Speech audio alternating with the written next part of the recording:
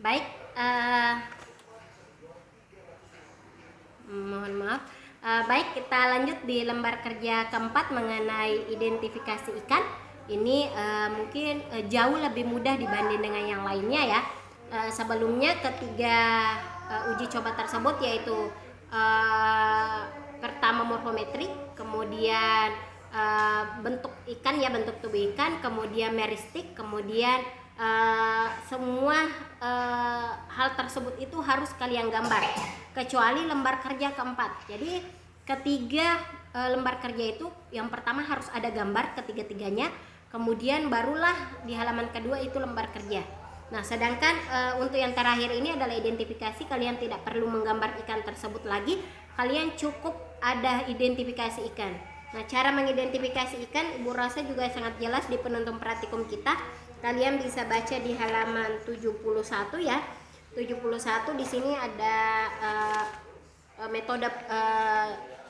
metodenya. Misalkan yang pertama itu terdapat 5 sampai 7 celah insan pada setiap sisi atau celah insan di samping. Nah, memiliki sirip punggung atau satu sirip punggung. Nah, ini kalian bisa ada 2 sirip punggung, berarti kalian lanjut di nomor 4. Nah, ini sangat gampang nih, nanti kalian dapat nih sampai dengan spesies ikan tersebut berdasarkan urutan-urutan atau aturan-aturan identifikasi sesuai dengan halaman 71. Ini lebih mudah sebenarnya. Kalian bisa baca, jadi kalian harus memiliki penuntun ini untuk mengetahui identifikasi dari ikan tersebut. Misalkan tadi Ibu gunakan identifikasi ikan nila ya. Nah, ikan nila misalkan yang pertama apakah dia memiliki sirip punggung, kemudian kita akan lanjut nih nomor berapa lanjutnya, kemudian kita akan lihat nih berdasarkan pada keterangan-keterangan identifikasi identifikasi yang sudah ada di halaman 71 sampai dengan 75.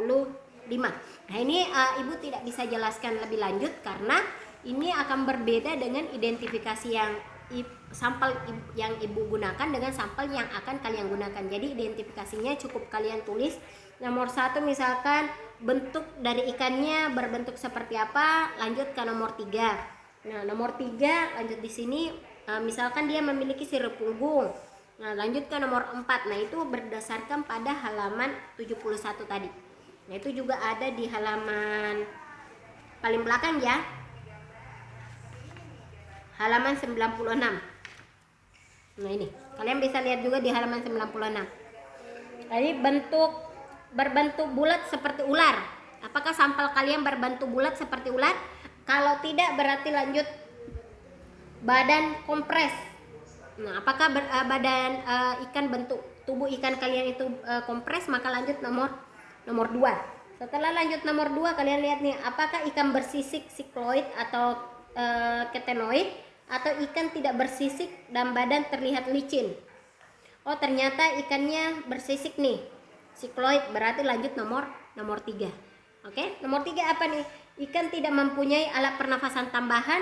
Ikan mempunyai alat pernafasan tambahan. Ternyata misalkan sampel Ibu ikan nila tidak memiliki pernafasan tambahan, berarti akan lanjut nomor 4.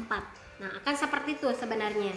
Jadi kalian bisa lihat di halaman 96 juga bagaimana cara mengidentifikasi sampai kalian mendapatkan spesies terakhir dari ikan tersebut.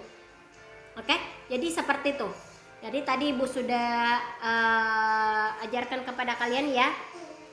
Yang pertama kalian kita mengerjakan lembar kerja bentuk tubuh ikan atau dari identifikasi ikan. Oke, jadi kita akan melakukan identifikasi. Kemudian yang kedua itu kita ada lembar kerja ciri morfometrik. Kemudian yang ketiga kita ada lembar kerja ciri meristik. Kemudian yang terakhir kita ada lembar kerja identifikasi. Nah, semua itu kalian harus isi lembar kerjanya disertai dengan gambar. Di lembar kerja pertama dengan 2 dan 3 itu harus masing-masing memiliki gambar. Oke, gambar. Sedangkan di lembar kerja keempat identifikasi tidak memerlukan gambar, hanya lembar kerja saja. Sedangkan di lembar kerja 1 sampai 3 itu membutuhkan lembar kerja dengan gambar. Jadi yang pertama itu lembar kerja pertama kalian harus menggambar utuh ikan tersebut, kemudian kalian definisikan bentuk tubuhnya dan sebagainya. Kemudian lembar kerja kedua kalian gambar utuh ikan tersebut lagi, kemudian kalian tarik garis, gambar ya, tarik garis seperti ini, kalian gambar seperti ini ya, kalian akan gambar seperti ini, kalian akan tulis PT-nya, panjang totalnya berapa, sama dengan angka dari perhitungan atau pengukuran kalian, panjang badan atau panjang bakunya, kemudian panjang cagaknya sama dengan berapa sentimeter panjang tersebut. Itu lembar kerja kedua. Lembar kerja ketiga berarti lembar kerja meristik ya. Nah, di lembar kerja meristik ini kalian juga akan menghitung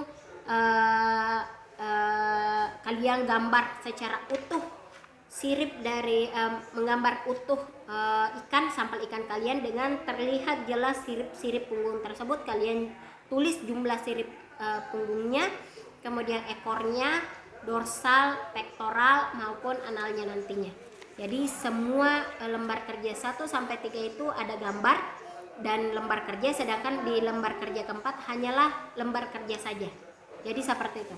Oke, jadi itu adalah praktikum kita mengenai di mata kuliah etiologi ada 4 lembar kerja, kemudian lembar kerja meristik, morfometrik, identifikasi, kemudian lembar kerja morfologi ikan, itu semua yang harus kita kerjakan dan kita selesaikan. Oke, kalau ada pertanyaan silahkan ajukan di Google Classroom. Ibu tutup penuntut praktikum hari ini. Assalamualaikum warahmatullahi wabarakatuh dan selamat siang menjelang sore semuanya.